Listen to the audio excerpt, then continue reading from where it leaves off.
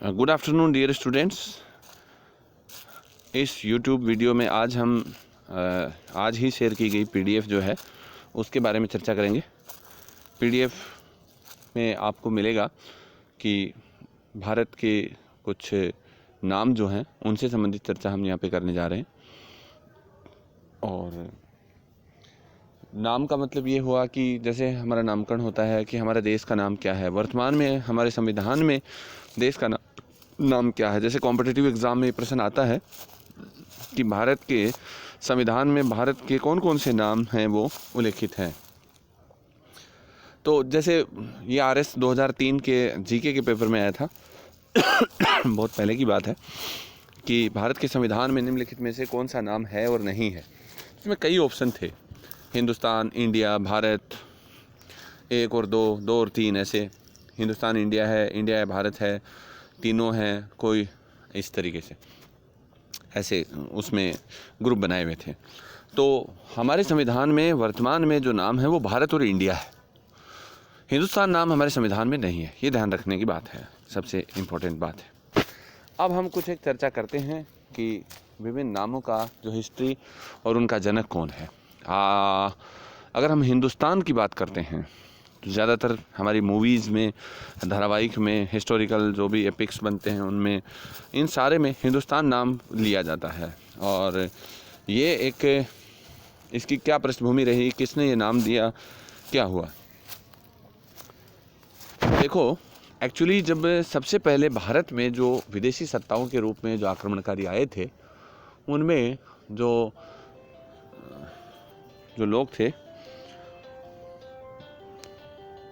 वो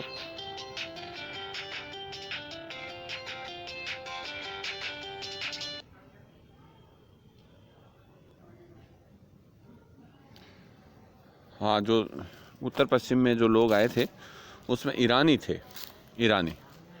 ईरानी वो लोग थे जिन्होंने 6ठी सदी ईसा पूर्व में सिंधु नदी के प्रदेशों में अपना कब्जा जमाया था।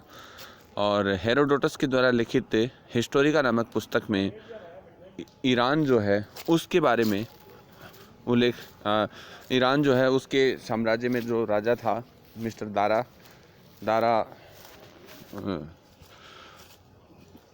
तृतीय, तो दारा तृतीय जो थे उनका साम्राज्य का 20वां भाग जो है वो सिंध प्रांत था।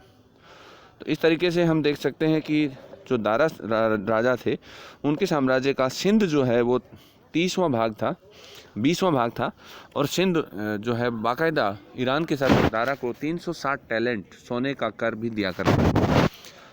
तो हेरोडोटस ने हिस्टोरिका लिखी 5वीं सदी ईसा पूर्व में और ईरानियों ने भारत पर आक्रमण किया 6ठी सदी ईसा पूर्व में। यानी ईसा पूर्व में हम उल्टे आते हैं तो लगभग 100 साल बाद में लिखी गई रचना में ईरान के अधीन भारत का सिंध प्रदेश होने की जानकारी मिलती है। और उस समय के कुछ लेख भी हैं जिसमें सूसा अभिलेख है जो ईरान का ही है।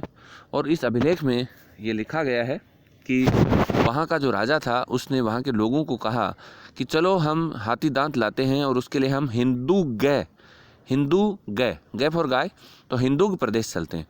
तो उनके जो इंस्क्रिप्शंस या अभिलेख हैं उनमें हिंदू प्रदेश का उल्लेख किया गया है। और दूसरी बात ये भी है कि जो ईरानी थे वो सै को है बोलते थे, उन्होंने सिंधु को हिंदू बोला और उसी के नाम पर सिंधु का नाम हिंदू पड़ा। और वह स्थान जहाँ पर ये सिंधु नदी है उसे हिंदुस्तान कहा गया। तो और यहाँ के लोगों को हिंदुस्तानी कहा गया, एक जातिवाचक शब्द के रूप में काम में लिया गया। तो सिंधु को हिंदू बोलने और उसके आधार पर हिंदुस्तान नाम पढ़ने की जो इतिहास है वो ईरानियों से जुड़ा है, ईरानियों की देन है हिंदुस्तान शब्द। और मोस्टली 7वीं सदी ईस्वी तक जो ये नाम है वो बहुत बेहतरीन में आ गया था। यद्यपि इसका सर्वप्रथम उल्लेख जो है वो 6ठी सदी ईसा पूर्व और 5वीं सदी ईसा पूर्व के विभिन्न अभिलेख और ग्रंथों में मिलता है। और आम लोगों के मुंह पर, जुबान पर ये लगभग 7वीं सदी ईस्वी से आया, यानी घटना के लगभग 1100 साल बाद में अस्तित्व में आया था। ये लंबे समय तक चलता रहा और दिल्ली सल्तनत और फिर आधुनिक काल में अंग्रेज़ों के आने पर ये नाम जो है थोड़ा सा कमज़ोर रहा। उन्होंने तो इंडिया वर्ड ज़्यादा यूज़ किया और इस कारण से अब हम देखते हैं इंडिया। इंडिया, इंडिया वर्ड जो है वो भी सिंधु नदी के आधार पर है, क्योंकि सिंधु नदी को इंडस कहा गया यूनानियों के द्वारा, और इंडस से ही इंडिया वर्ड पड़ा है, यानी जहाँ पे इंडस है वहाँ इंडिया है। और इंडस नदी जो है वो सिंधु का नाम है, यूनानियों के द्वारा दिया गया है, और इसी के नाम पर इंडिया वर्ड पड़ा है। तो इंडिया जो है वो वर्ड यूनानियों की देन है, यानी हिंदुस्तान और इंडिया दोनों ही विदेशियों की देन है। अब अगला नाम जो है वो हमारा आता है, वो भारत है। भारत एक स्वदेशी उत्पत्ति माना गया है। इसके पीछे कई लॉजिक हैं। पहला तो ये है कि ऋग्वेद काल में एक बहुत बड़ा युद्ध हुआ था जिसे दशराग्य युद्ध के नाम से जानते हैं, और इस युद्ध में भरत जन का राजा सुदास जो था उसने 10 राजाओं के समूह को रावी नदी या परुष्णी नदी के तट पर पराजित किया था। तो उससे भरत जन के राजा के वैभवशाली कृत्यों के आधार पर, उसी के जन भरत के आधार पर इसका नाम है वो भारत रखा गया। और इसके अलावा एक हमारे चक्रवर्ती सम्राट भरत दौसंती हैं, उनके नाम पर भी रखा गया है। भारत जो है वो अग्नि का पर्यायवाची भी माना गया है भारत। तो और अग्नि की पवित्रता हमारे यज्ञों में और हमारे ऐतिहासिक और धार्मिक और सांस्कृतिक पहलुओं में सब जगह सिद्धता से महसूस की जाती है। तो इस आधार पर जो है भारत वर्ड यूज़ में लिया गया। और भारत वर्ड जो है वो उसका प्रचलन गुप्त काल में यानी 5वीं सदी के आसपास शुरू हो गया था। विष्णु पुराण में लिखा गया है कि 3 और समुद्र है, उत्तर में हिमालय है, इसके बीच में आबद्ध भूभाग भारतवर्ष है और हम भारतीय हैं। तो इस तरीके से भारत शब्द जो है उसकी उत्पत्ति हुई। तो एक बार फटाफट से रिकैप में कर देता हूँ। हिंदुस्तान शब्द है उसका प्रचलन 6वीं सदी ईसा पूर्व में हो गया था, लेकिन लोगों में ये 7वीं सदी ईस्वी में आया। और हिंदुस्तान वर्ड जो है वो ईरानियों के द्वारा सिंधु नदी के आधार पर दिया गया। इंडिया जो है वो सिंधु नदी के आधार पर यूनानियों द्वारा दिया गया।